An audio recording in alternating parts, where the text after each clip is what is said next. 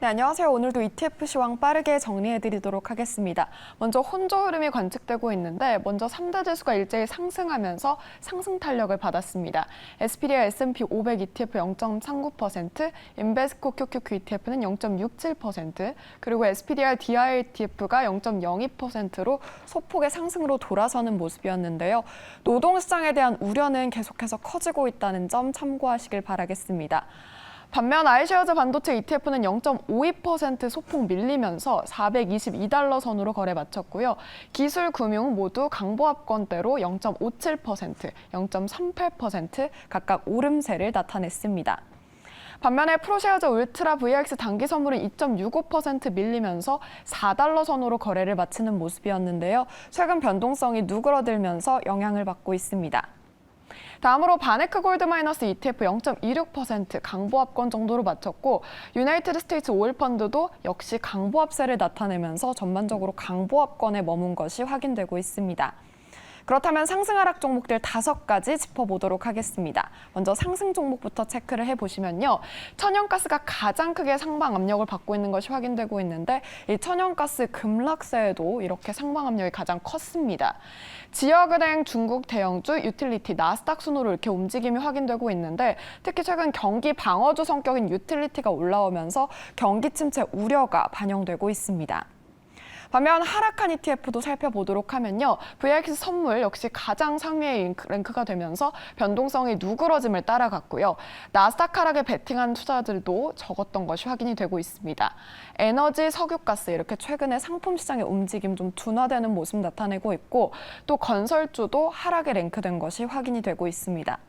자, 그렇다면 오늘도 ETF 시황 정리를 좀 해보도록 할 텐데 윤재용 미래에셋증권 선임연구위원 연결해서 자세한 ETF 시황 들어보도록 하겠습니다. 연구원님 안녕하세요. 안녕하세요. 네, 오늘은 최근 미국 ETF 시장 동향부터 들어보도록 하겠습니다. 네, 우선 이제 전일 미국 ETF 시장 동향 살펴볼 텐데요. 아까 이제 댓글 좀 보다 보니까 이제 ETF가 뭔지에 대해서 사실 방송 들으시다가 좀 궁금하신 분도 있으실 것 같아요. 그래서 ETF는 이제 간단히 말씀드리면 이제 지수를 추종하는 이제 펀드다. 그리고 이 펀드를 이제 주식시장에서 거래를 하는 형태다라고 보시면 될 것 같고요. 그러다 보니까 이 ETF를 보게 되면 사실 이제 자산시장 전반을 다 함께 좀 말씀을 드릴 수밖에 없게 되는 것 같습니다. 사실 이제 전일 시황으로 넘어와서 우선 전일 이제 3대 지수 모두 상승을 보였죠. 사실 이제 고용지표가 부진하게 나왔고, 그리고 최근에 이제 이런 부정적인 뉴스는 또 경기 침체에 대한 우려로 연결되면서 주가가 좀 빠지다 보니까 오늘 시장도 좀 쉽지 않겠구나라는 생각을 좀 했었는데요. 다행히 이 불가결 통제 발언이라든가 이런 부분들이 좀 계속 나오면서 시장 전체적으로는 상승으로 마감을 했습니다. 좀 대표적으로 지금 뭐 개별 섹터라든가 산업 중에서 상승하는 것들 좀 말씀을 드려보면 커뮤니케이션 섹터가 굉장히 강했습니다. 여기에 보시면 뭐 구글이라든가 이런 알파벳이라든가 이런 빅테크들 기업이 많이 편입이 되어 있고요. 지역은행 역시도 아직까지 여전히 좀 견실하다라는 발언들 나오다 보니까 조금은 최근에 또 주가 하락이 강해졌죠. 주가 강한 이후에 이런 약간 안심되는 발언들 나오면서 조금 반등하는 모습을 보였습니다. 그리고 이런 뭐 사이즈나 팩터 이런 것들 기준으로 봤을 때는 대형 성장주가 좀 굉장히 강했다라는 거. 그래서 아마 오늘도 좀 들으셨을 텐데 어제 증시 좀 살펴보면 결국은 빅테크들이 좀 떠받쳤던 그런 하루였다라고 말씀드릴 수가 있겠습니다. 네, 빅테크가 좀 조정받은 점을 주목해라라고 말씀을 해주셨는데요. 그렇다면 3월에 좀 투자자들이 어떤 데 관심을 가졌는지 궁금해지는데 국내 투자자의 관심은 어디에 있었을까요? 네, 사실 저도 이제 저도 이제 투자를 하고 있고, 뭐, 여기저기 다니면서 또 얘기를 하지만, 투자자분들이 가장 많이 궁금해하시는 것 중에 하나가 결국엔 다른 사람들은 어떻게 투자를 하고 있나라는 부분인 것 같아요. 그리고 특히나 이런 투자자 동향들을 좀 살펴보면서 어떤 부분에 좀 시장에 관심이 있구나라는 것도 같이 확인을 좀 할 수가 있겠습니다. 그래서 이제 월간 단위로 지금 순매수 동향들을 좀 체크를 하고 있고요. 오늘 말씀드릴 내용은 어떤 국내 투자자들이 해외 ETF를 어떤 것들을 투자하고 있나라는 부분들에 대해서 말씀을 좀 드리겠습니다. 그래서 좀 큰 틀에서의 어떤 변화를 좀 살펴보면 사실 2월 한 달 동안은 국내 투자자분들이 굉장히 쇼패팅을 많이 하셨습니다. 예를 들어서 나스닥 지수 인버스 혹은 반도체 인버스 이런 쪽들 위주로 좀 비중이 많았었는데 3월달 기준으로 봤을 때는 굉장히 이 시장 상승에 베팅하는 경향이 강해졌다. 인버스 ETF들이 물론 순매수상이 없는 건 아니었지만 비중이 굉장히 줄어들었고요. 전반적으로 이 시장 지수 한 배짜리 혹은 뭐 레버리지 이런 쪽으로 좀 접근을 하고 있습니다. 자, 이외에 이제 이 배당 관련해서는 지금 이제 화면에 보시는 이제 대표 지수 이런 것들도 좀 들어와 있습니다. 녹색이 지금 대표 지수라고 보시면 될 것 같고요.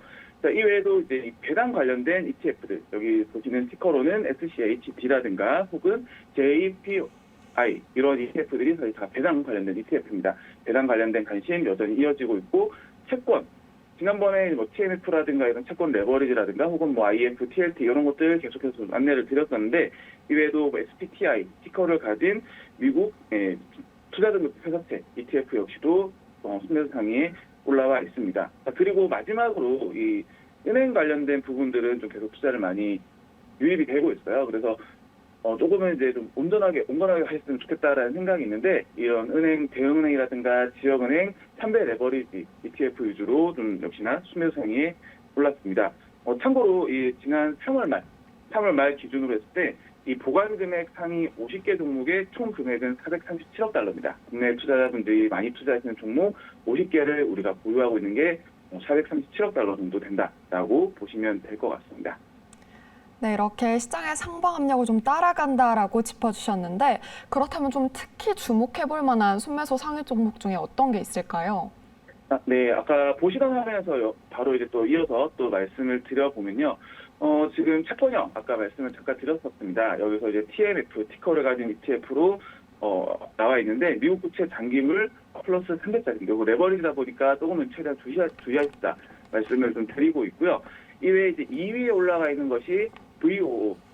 요거는 하단에 있는 SPY와 동일하게 미국 대표 지수인 S&P 500 지수를 추종하는 ETF입니다. 순매수 금액은 7,990만 달러로 우리 돈 한 1,000억 원 가량 좀 유입이 됐고요.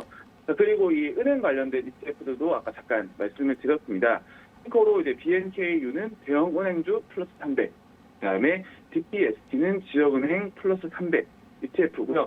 기본적으로 이 은행주들이 최근에 변동성이 굉장히 강했었죠. 굉장히 강했었고 더군다나 이 레버리지로 접근하다 보면 시장이 생각 반대로 항상 이제 올라가면 좋겠지만 반대로 갈 수 있는 부분들도 좀 고려를 해야 되다 보니까 이런 경우들이 생겼을 때 좀 상대적으로 손실폭이 확대될 수 있다라는 부분은 반드시 유의할 필요가 있겠습니다.